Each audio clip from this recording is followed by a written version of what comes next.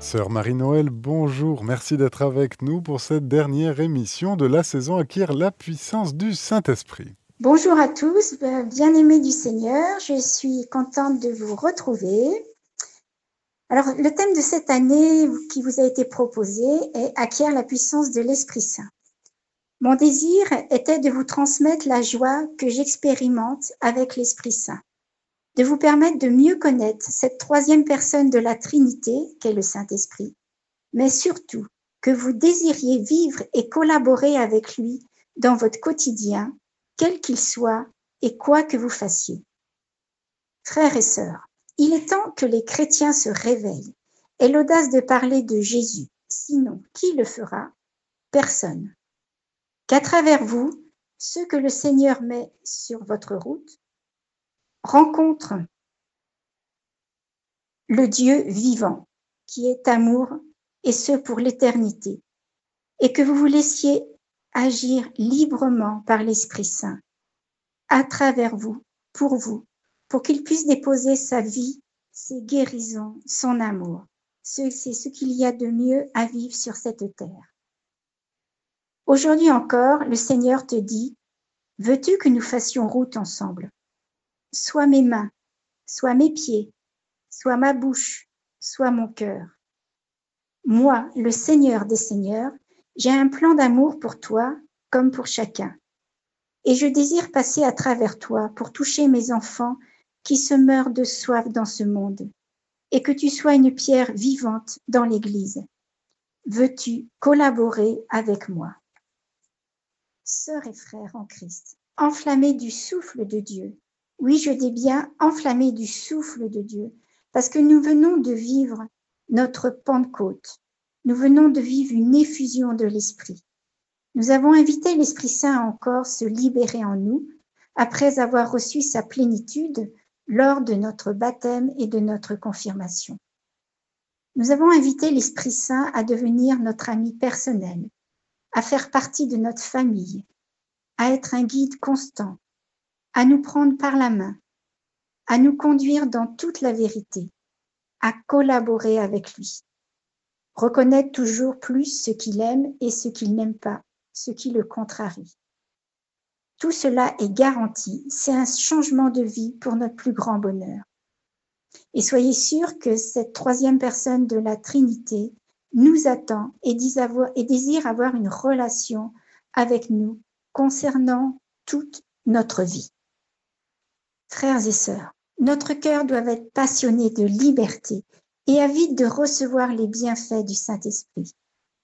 Si nous avons à devenir messagers de l'Évangile et témoins de Jésus, ce à quoi nous sommes appelés, nous devons être déterminés à écouter la voix de l'Esprit et à le suivre, même si cela signifie briser des modèles et des habitudes bien établies. L'Église a besoin que chacun de nous prenne sa place dans sa vie et sa mission. Soyez sûrs que nous sommes dotés d'un organisme spirituel. Saint Thomas d'Aquin nous dit qu'il est composé de notre intelligence et de notre volonté. La Bible dirait notre cœur. Quelques questions. Est-ce que les sacrements pourraient exister sans l'Esprit Saint? Que répondez-vous? Est-ce que les charismes pourraient exister sans l'Esprit Saint? Est-ce que les vertus pourraient exister sans l'Esprit Saint? Enfin, est-ce que les dons pourraient exister sans l'Esprit Saint? Que ce soit les sacrements, les charismes, les vertus et les dons, ils ne peuvent pas exister sans l'Esprit Saint. Il a deux catégories de missions. Mission visible, que sont les sacrements et les charismes, et mission invisible, les vertus et les dons. Tout au long de ce parcours, j'ai exposé les 7 dons qui nous rendent saints à travers le chapelet de l'Esprit Saint. J'espère que vous avez fait l'expérience de le prier. Donc les 7 dons, c'est selon Isaïe, chapitre 11, verset 1 et suivant. Les charismes, qui sont des grâces à recevoir et qui rendent saints les autres. D'une manière rapide, selon le temps qui m'est imparti, je vais vous exposer aujourd'hui les charismes. Il est important de connaître qu'un changement intérieur qu'apporte la Pentecôte est un changement essentiel pour notre vie spirituelle. Et soyez sûrs que si nous voulons avancer dans la vie spirituelle, nous ne pouvons pas faire l'économie de l'Esprit Saint. Les manifestations extérieures que sont les charismes doivent venir de cette transformation intérieure. Autrement, cela ne dure pas. Avant de définir les charismes, il convient de préciser, selon le catéchisme de l'Église, que l'Église est le temple de l'Esprit Saint. Cette troisième personne de la Trinité est le principe, écoutez bien, de toute action vitale et vraiment salutaire en chacune des diverses parties du corps qu'est l'Église, c'est-à-dire chacun de nous, entre autres. Elle opère de multiples manières l'édification de ce corps tout entier dans la charité. Elle bâtit l'Église de 6 façons différentes. Alors, que répondez-vous? Comment le corps du Christ se construit? 6 manières différentes qui sont aussi importantes les unes et les autres. Les voici. Par la parole de Dieu, par le baptême dans lequel il forme le corps du Christ, par les sacrements qui donnent croissance et guérison aux membres du Christ, par la grâce accordée aux apôtres qui tient la première place parmi ses dons, par les vertus qui font agir selon le bien, enfin par les multiples grâces spéciales appelées charismes, par lesquelles il rend les fidèles aptes et disponibles pour assumer les diverses charges et offices qui servent à renouveler et à édifier davantage l'Église. Le chapitre 4 des Actes des Apôtres, versets 29 et 30 précise: « Maintenant, Seigneur, sois attentif à leurs menaces. Donne à ceux qui te servent de dire ta parole avec une totale assurance. Étends donc ta main pour que se produisent guérisons, signes et prodiges par le nom de Jésus, ton saint, ton serviteur. » Imaginez-vous votre paroisse vivre régulièrement ce genre de manifestation du Saint-Esprit. L'Église primitive priait ainsi. Notre communauté dominicaine Notre-Dame de Clarté a la grâce de vivre ces grâces. Ce ne sont pas des charismes extraordinaires, c'est la normalité du royaume de Dieu. Ils ne sont pas plus extraordinaires qu'un membre d'une tribu de la brousse africaine parlant sa langue natale en France. Quand il est dans son propre pays, sa langue est parfaitement normale. De même, le langage du surnaturel semble extraordinaire dans notre culture séculaire, mais dans le royaume de Dieu sur cette terre, il est tout à fait naturel. Alors, frères et sœurs, est-ce que vous voulez être des canaux puissants de grâce pour votre prochain dans la communauté chrétienne et au-delà? Est-ce que vous voulez utiliser votre équipement chrétien? L'Église a besoin de chacun de ses membres, sans exception. Dieu veut collaborer avec chacun de vous, sans exception, qui que vous soyez, tel que vous êtes aujourd'hui. Les charismes sont des grâces que nous recevons de la part de l'Esprit Saint. Ça, c'est très important. Nous avons à les recevoir. Ils nous sont accordés, bien sûr, gratuitement. Des bonnes nouvelles, non pas selon notre sainteté. Ce qui veut dire qu'ils appartiennent à Dieu et non pas à nous-mêmes. Il ne s'agit pas de prix, de récompenses accordées par des mérites particuliers. Dieu montre qu'il est un Père aimant. Il veut accorder les charismes qui répondent aux besoins de tous ses enfants par des fidèles membres du corps du Christ. Donc, pas uniquement par le moyen de ses ministres ordonnés. Lorsque nous scrutons les Écritures, nous trouvons des exemples de charismes et de ministères variés accordés par le Saint-Esprit.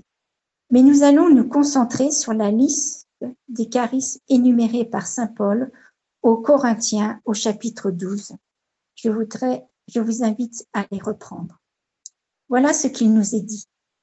À chacun, je dis bien à chacun, la manifestation de l'esprit donnée en vue du bien commun. À l'un, c'est un discours de sagesse qui est donné par l'esprit. À tel autre, un discours de science, selon le même esprit.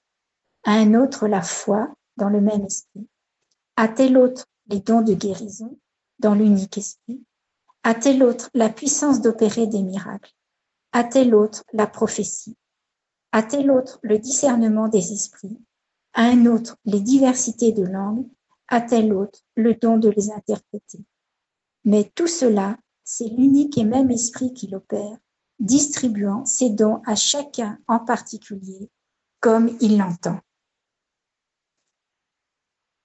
Donc, vous comprenez bien que ces charismes, cela dépasse nos propres forces, mais nous avons à recevoir et à les exercer. Saint Paul divise les charismes en 3 catégories. Premier groupe, charisme de connaissance et de révélation.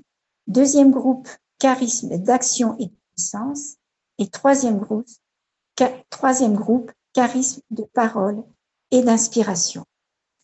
Commençons par voir ces derniers, le charisme de la parole et d'inspiration. La prophétie. Alors, peut-être que vous pourriez me dire, mais qu'est-ce que le charisme de prophétie? C'est une des façons dont Dieu nous parle et est très direct. Il choisit certaines personnes et les utilise comme ses porte-paroles. Il parle en son nom, donc au nom de Dieu, directement à des individus, des communautés et même des nations entières. Le charisme de prophétie est le fait d'annoncer un message de Dieu inspiré par le Saint-Esprit. Il n'ajoute rien au dépôt de la foi, mais il nous montre combien Dieu est présent et nous parle. Chaque chrétien a sa part dans le ministère prophétique du Christ et est appelé à être témoin de l'Évangile en parole et en acte. Je vous rappelle que par notre baptême, nous sommes prêtres, prophètes et rois. Ces prophéties, ce ne sont pas des révélations, mais simplement des mots d'encouragement, d'édification ou de réconfort. Mais ce dont nous parlons ici est différent. Il s'agit d'une grâce spéciale donnée pour un temps et un lieu particulier. Ce charisme est plus que le simple don d'encouragement. Les prophètes de l'Ancien Testament et Jean-Baptiste, il nous est dit un homme envoyé par Dieu, en Jean chapitre 1, verset 6. Actes chapitre 11, verset 27. En ces jours-là, des prophètes descendirent de Jérusalem à Antioche.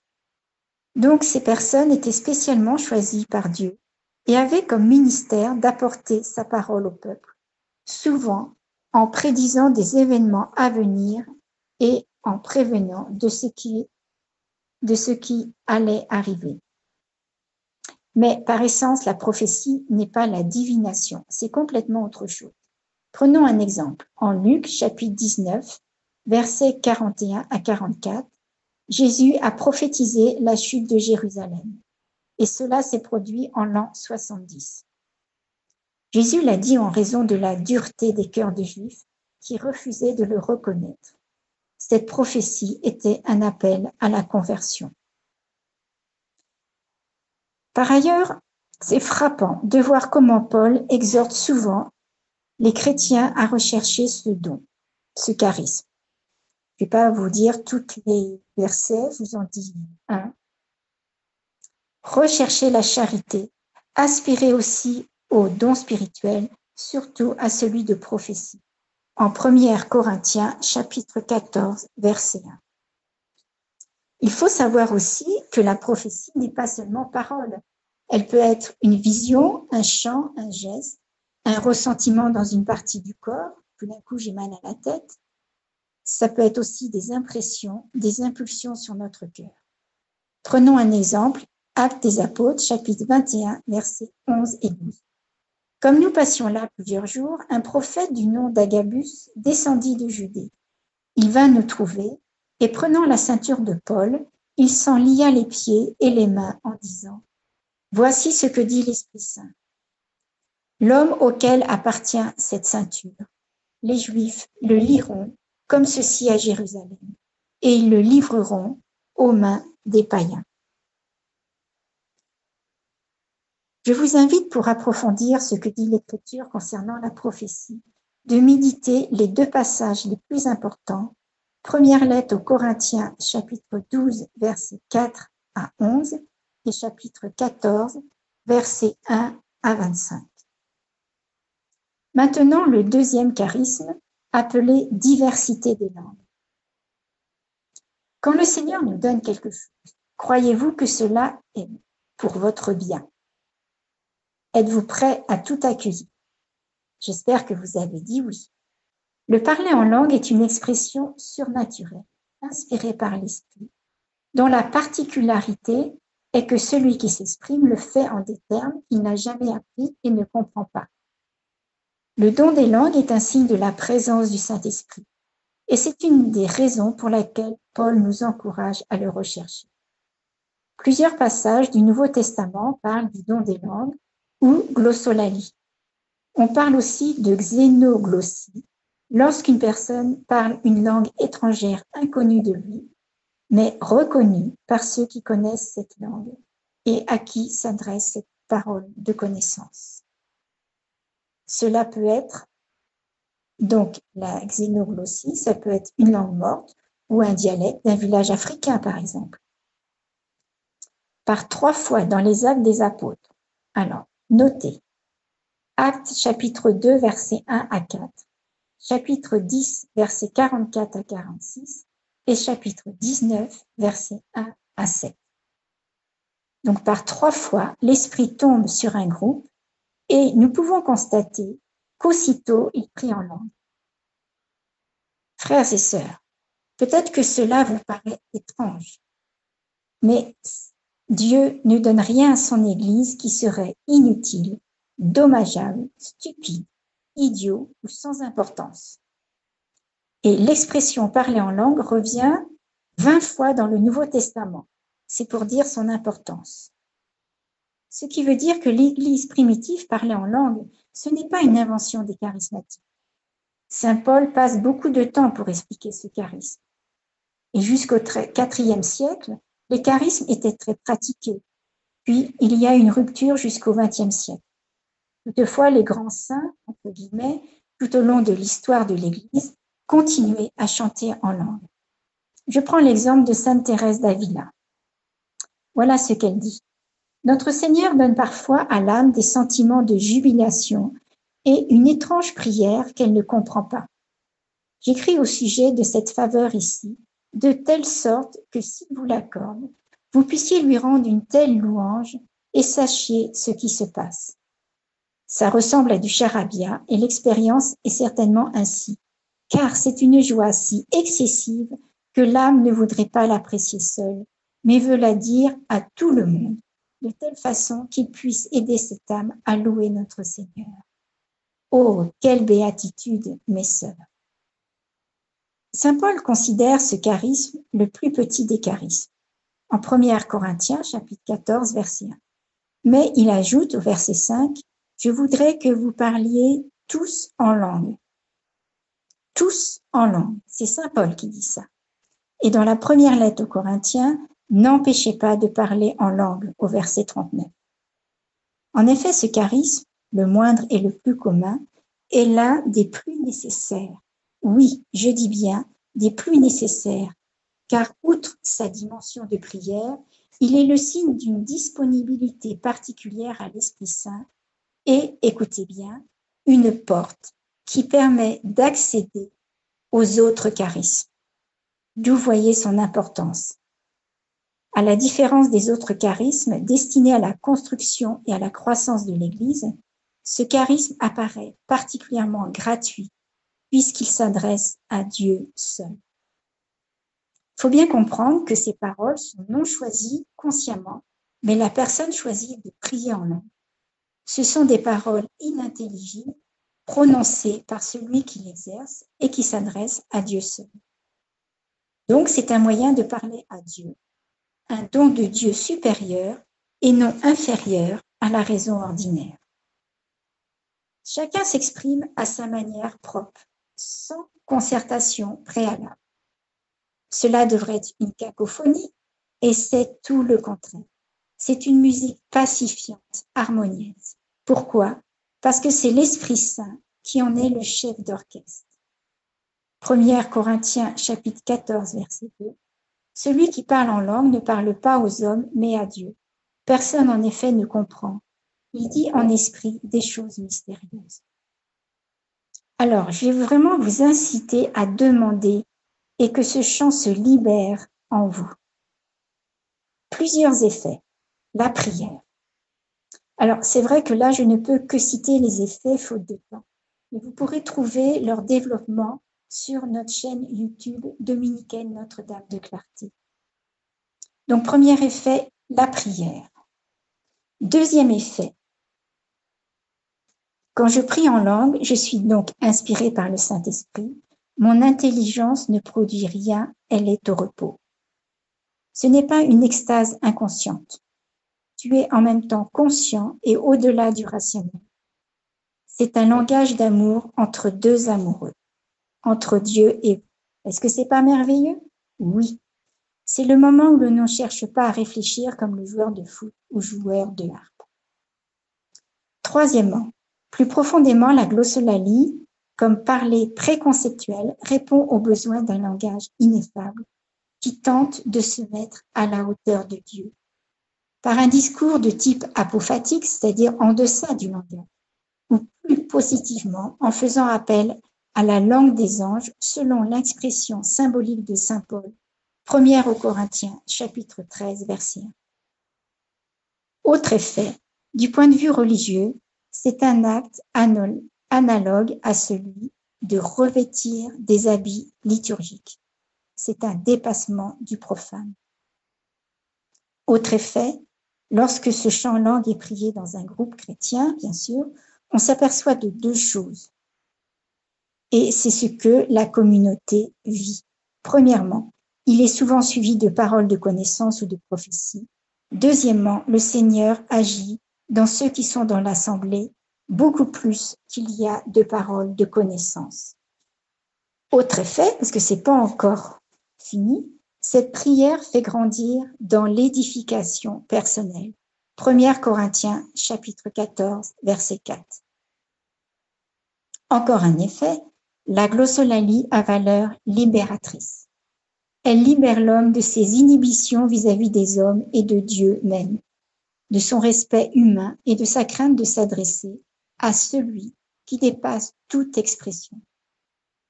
Et cela relance le dynamisme intérieur dans sa double dimension, mystique et apostolique. C'est là un fait d'expérience quotidienne. Enfin, le parler en langue n'est-il pas le rêve de l'anti-Babel? Genèse chapitre 11, verset 19. Les hommes ne parlaient plus le même langage et ne se comprenaient.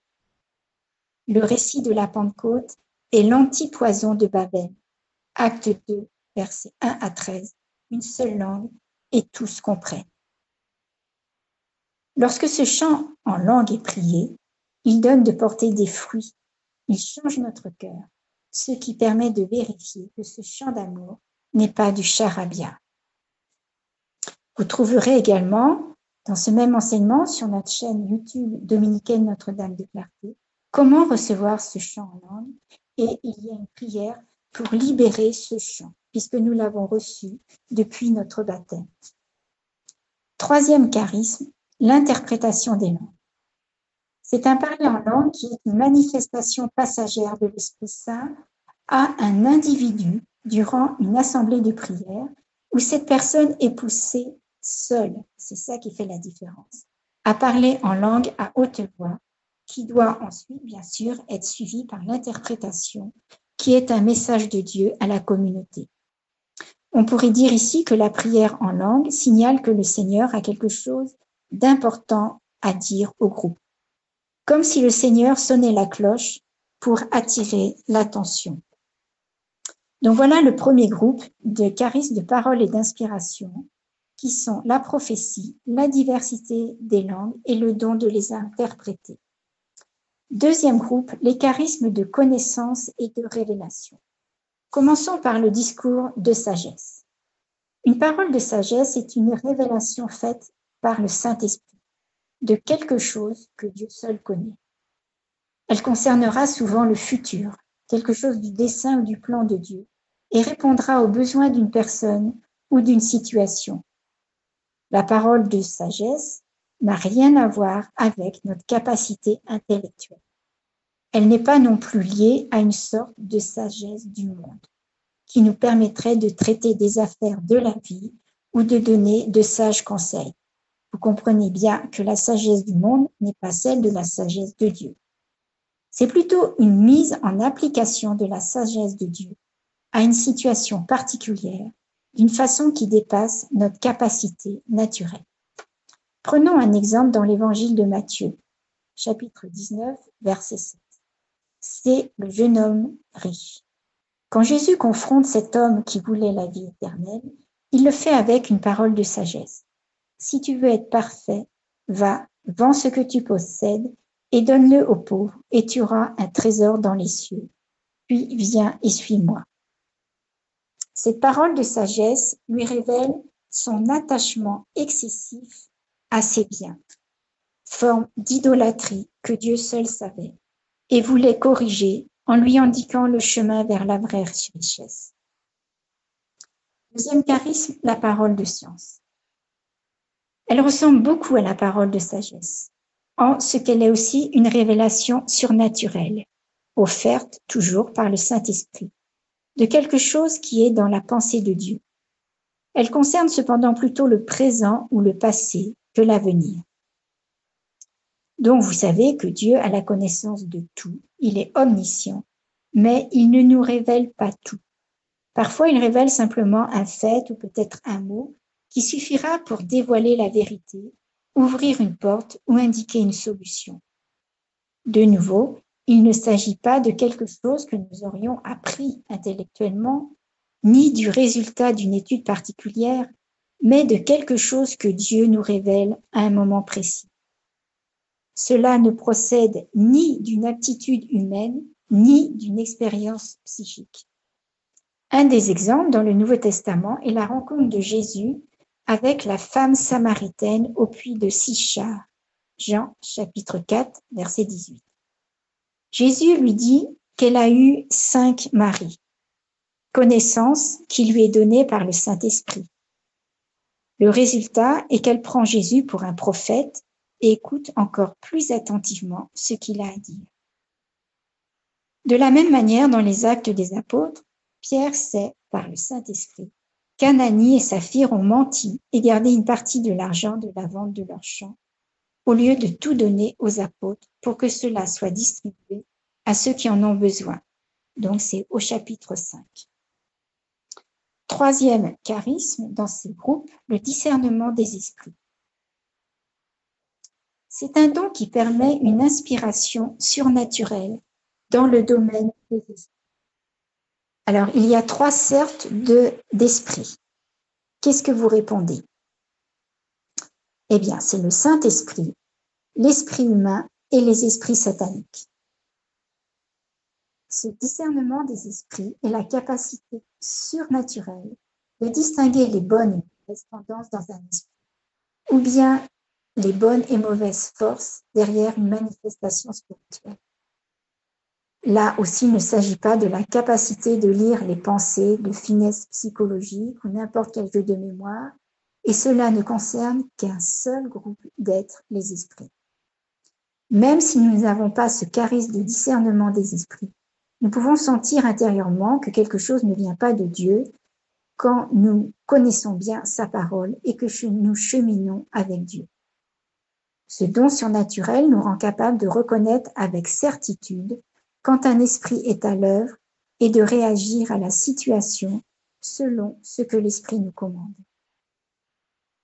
L'Esprit Saint, c'est tout. De nos ancêtres, de nos parents, de nos familles, de nos frères et sœurs.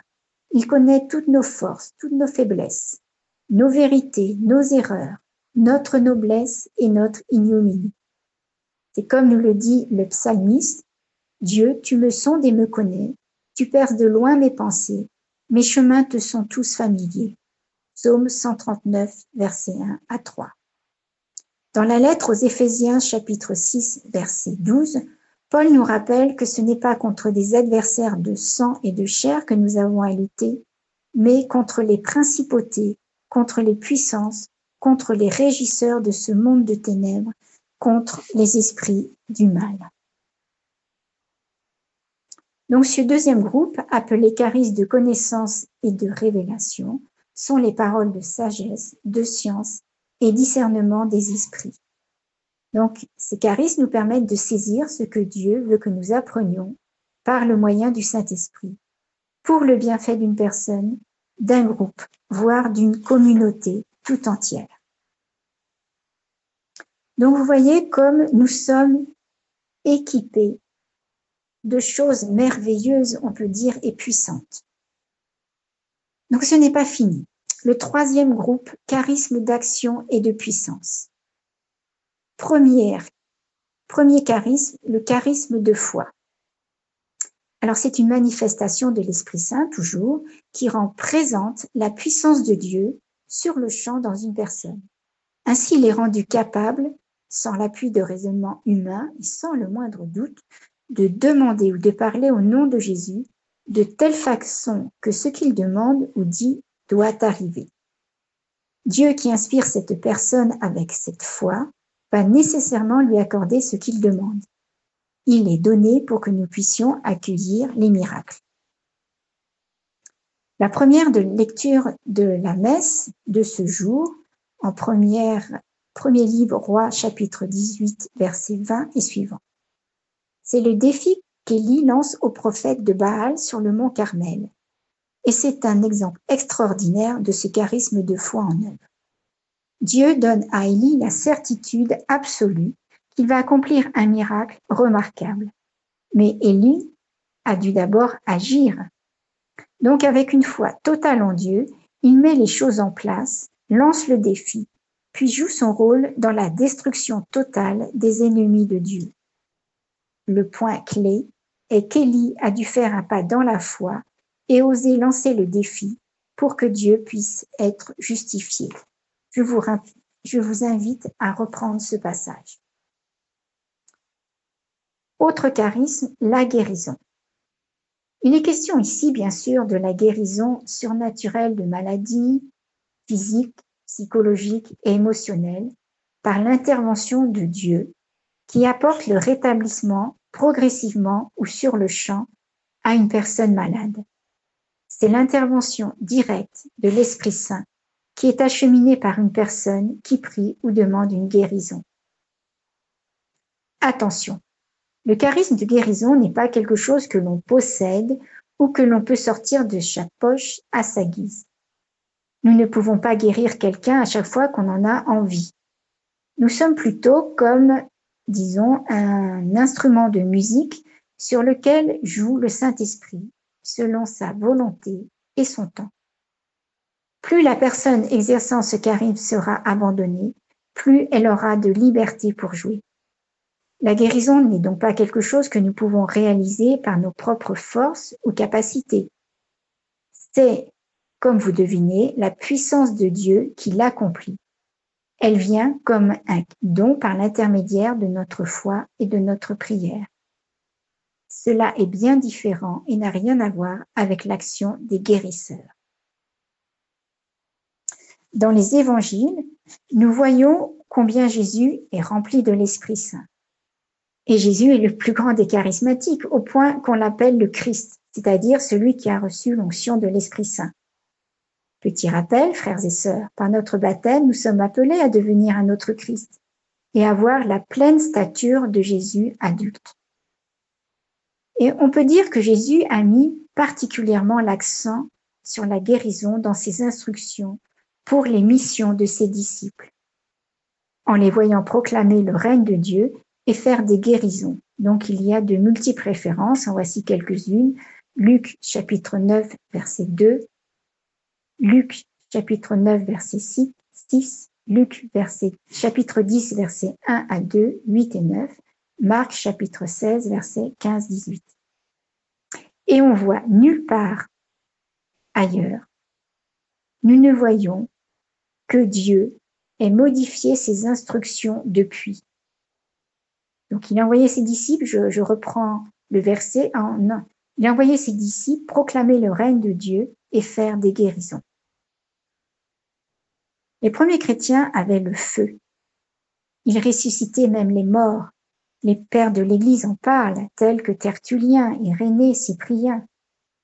Lorsque ces premiers chrétiens étaient baptisés, ils savaient qu'ils allaient recevoir des charismes. Donc, ils les désiraient. Et tout de suite après, ils se mettaient à chanter en langue, à guérir les malades, à chasser les démons. Donc, à cette époque-là, on baptisait les adultes. Maintenant, on baptise les enfants, ce qui est très bien, puisque c'est le Seigneur qui agit, mais il n'y a pas assez d'enseignement. Enfin, je ne vais pas épiloguer là-dessus. Donc, vous comprenez, vous qui m'écoutez. Donc, c'est important de savoir que c'est le Seigneur, l'Esprit Saint qui nous donne ces charismes. Nous avons à les accueillir, à collaborer avec le Seigneur, à les exercer. Et nous pouvons dire que le Seigneur appelle tout le monde à prier pour les malades. Voici les signes qui accompagneront tous ceux qui auront cru en mon nom. En Marc, chapitre 16, verset 16. Je redis, tous ceux qui auront cru en mon nom. Et je sais que vous êtes de nombreuses personnes à écouter cet enseignement, donc vous êtes concernés, frères et sœurs. Nous sommes concernés. Il est bien dit, tous ceux qui croiront. Est-ce que vous croyez au nom de Jésus? Alors tu es capable de pratiquer les charismes que l'Esprit Saint te donne. Est-ce que la parole de Dieu ment? Non, non, non. La parole de Dieu, elle est actuelle et elle est vraie. Le mérite du renouveau charismatique est de nous avoir aidés à relire les Actes des Apôtres, non pas comme un texte, mais comme un appel à entrer dans l'expérience de l'Esprit Saint. Et ça, c'est merveilleux. Le renouveau charismatique est la découverte expérimentale de la puissance de l'Esprit dans nos vies et dans l'Église pour évangéliser, pour être témoin de Jésus ressuscité dans le monde. Donc comprenez bien, frères et sœurs, il y a un lien essentiel entre évangélisation et guérison, car le premier fruit le plus important de toute évangélisation, c'est ce qui s'appelle la conversion, c'est-à-dire l'acceptation de s'ouvrir à l'amour de Dieu et de se laisser sauver par Jésus. Les guérisons sont très importantes pour l'évangélisation et elles ne sont pas seulement une preuve externe de l'évangile. Elles sont, on peut dire, l'incarnation de l'évangile. Elles démontrent visiblement le fait que le royaume de Dieu est là sur cette terre et que Jésus est venu libérer les hommes du péché et de toutes ses conséquences destructrices et pour leur redonner la plénitude de la vie. Cette puissance qui est à l'œuvre au ciel à 100% ne l'est pas en plénitude sur cette terre, mais déjà ô combien agissante. Quand nous prions pour la guérison, nous avez bien compris, nous ne dictons pas à Dieu la manière dont il doit répondre à nos prières. Nous devons prier avec une confiance absolue en sa sollicitude aimante pour la personne malade, mais aussi en reconnaissant humblement que tout comme Marthe et Marie, nous ignorons quel genre de victoire sur la mort sera pour la plus grande gloire de Dieu. Et si Dieu ne nous guérit pas instantanément, il nous donne les grâces pour pouvoir vivre cette maladie. À la prière des malades, dans ces derniers temps, une personne en fauteuil a témoigné en disant « Cela fait 5 ans que je suis dans ce fauteuil roulant. Cela fait 5 ans aussi que je suis au ciel. » Pour conclure, nous dirons que lorsqu'un malade est guéri par la grâce de Dieu, dans la puissance de l'Esprit Saint, c'est cette force qui sortait de Jésus. Ce n'est pas seulement une souffrance qui s'achève, mais c'est surtout une aventure qui commence avec Dieu. Cette personne fait l'expérience de la tendresse, de la miséricorde de Dieu pour lui personnellement, d'un Dieu vivant. Le signe de guérison devient l'amorce ou le tremplin d'un cheminement dans la foi et surtout dans la confiance en un Dieu qui l'aime. Enfin, la puissance d'opérer des miracles. Un miracle est une intervention surnaturelle dans le cours ordinaire de la nature. Une suspension temporaire ou une altération de l'ordre naturel provoquée par la puissance de l'Esprit Saint. Vous comprenez bien, Dieu se sert d'une personne pour accomplir un miracle par sa divine puissance. Et l'Écriture est pleine de miracles de Dieu. Mais le don des miracles fait référence au fait que Dieu fait équipe avec l'un de ses enfants, comme il aime à le faire, pour opérer un miracle grâce à la foi et à la prière de la personne. Quelques exemples dans la Bible. Les miracles opérés par Moïse devant Pharaon, Jésus changeant l'eau en vin, les 5000 personnes rassasiées, la guérison d'un impotent par Dieu à travers Pierre, Actes chapitre 3, verset 6. Dans tous ces exemples, l'ordre naturel est momentanément suspendu et le Seigneur, qui a le pouvoir de faire des miracles, prend la relève avec des résultats extraordinaires. Donc voici cette troisième catégorie de charismes, d'action et de puissance, que sont les charismes de foi, de guérison et puissance d'opérer des miracles. Alors, je vous rappelle les mots de Saint Jean-Paul II lors du rassemblement de Pentecôte avec les nouveaux mouvements et communautés ecclésiales en 1998. Voilà ce qu'il dit. Aujourd'hui, à vous tous réunis ici sur la place Saint-Pierre. Et, écoutez bien, à tous les chrétiens, je veux crier. Il dit pas je vous dis, il dit je veux crier. Ouvrez-vous avec docilité au don de l'Esprit Saint. Accueillez avec gratitude et obéissance les charismes que l'Esprit Saint ne cesse de répandre. N'oubliez pas que chaque charisme est donné pour le bien commun, c'est-à-dire pour le bénéfice de toute l'Église. Donc, je vous ai exposé un petit aperçu concernant les charismes que l'Esprit Saint donne aux chrétiens. Ce n'est pas une liste limitée. Et vous avez bien compris que l'Esprit Saint les donne à chacun, les donne gratuitement et non pas selon notre sainteté. Vous trouverez dans les enseignements que je donne sur place et que vous trouvez sur notre chaîne dominicaine Notre-Dame de Clarté sur YouTube un approfondissement de ce que je vous ai exposé. Et en plus, des conseils comment exercer, faire grandir les charismes et des règles pratico-pratiques. Vous ne pouvez pas imaginer, frères et sœurs, tout ce que vous pouvez vivre avec le Saint-Esprit. C'est immense, c'est splendide, c'est merveilleux. Et nous, on est là, on se contente de nos petits trucs et on est content. Non, frères et sœurs, est-ce que vous voulez aller plus loin? Le Seigneur a besoin de chacun, même toi qui es malade. Chacun, c'est chacun, sans exception.